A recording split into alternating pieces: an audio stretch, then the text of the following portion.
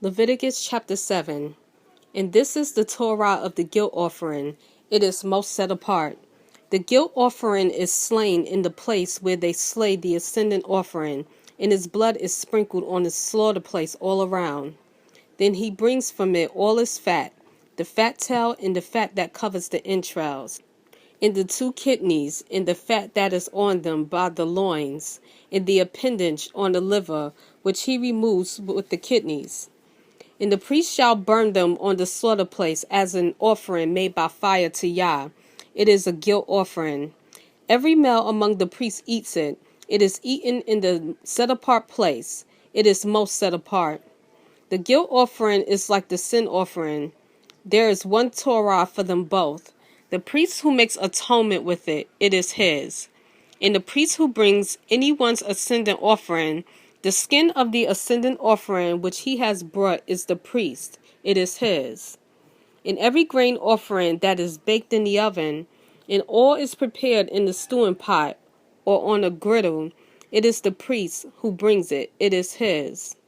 And every grain offering mixed with oil or dry, it is for all the sons of Aharon, for all alike. And this is the Torah of the slaughtering of peace offerings, which is brought to Yah.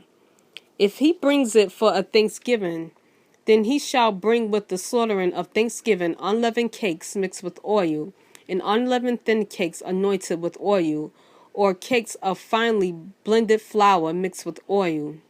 Besides the cakes, he brings as his offering leavened bread together with the slaughtering of thanksgiving of his peace offerings. And from it he shall bring one cake from each offering as a contribution to Yah. To the priest who sprinkles the blood of the peace offerings, it is his. As for the flesh of the slaughtering of his peace offerings for thanksgiving, it is eaten the same day it is offered. He does not leave any of it until morning. And if the slaughtering he brings is a vow or a voluntary offering, it is eaten the same day that he brings his slaughtering, and what is left of it is eaten the next day. But whatever is left of the flesh of the slaughtering on the third day is burned with fire. However, if any of the flesh of the slaughtering of his peace offerings is eaten at all on the third day, it is not accepted. It is not reckoned to him who brings it. It is unclean to him, and the being who eats of it bears its crookedness. And the flesh that touches that which is unclean is not eaten, it is burned with fire. And as for the clean flesh, all who are clean eat of it. But the being who eats the flesh of the slaughtering of peace offerings that belongs to Yah while he is unclean, that being shall be cut off from his people. And when a being who touches that which is unclean of the uncleanness of man, or of the uncleanness of beast, or of any unclean abomination, and shall eat the flesh of the slaughtering of peace offerings that belongs to Yah, that being shall be cut off from his people. And Yah spoke to Moshe, saying, Speak to the children of Israel, saying, Do not eat any fat of bull or sheep or goat, and the fat of a dead body, and the fat of what is torn is used for any purpose, but you do not eat it at all. For whoever eats the fat of the beasts of which men bring as an offering made by fire to Yah, even the being who eats it shall be cut off from his people. And do not eat any blood in any of your dwellings of bird or of beast. And any who eats any blood, even that shall be cut off from his people. And Yah spoke to Moshe, saying, Speak to the children of Israel, saying, He who brings his slaughtering of peace offerings to Yah brings his offering to Yah from the slaughter place of his peace offerings. With his own hands he brings the offerings made by fire to Yah. He brings the fat with the breasts to be waved as a wave offering before Yah. And the priest shall burn the fat on the slaughter place, but the breast shall be Aharon's and his sons'.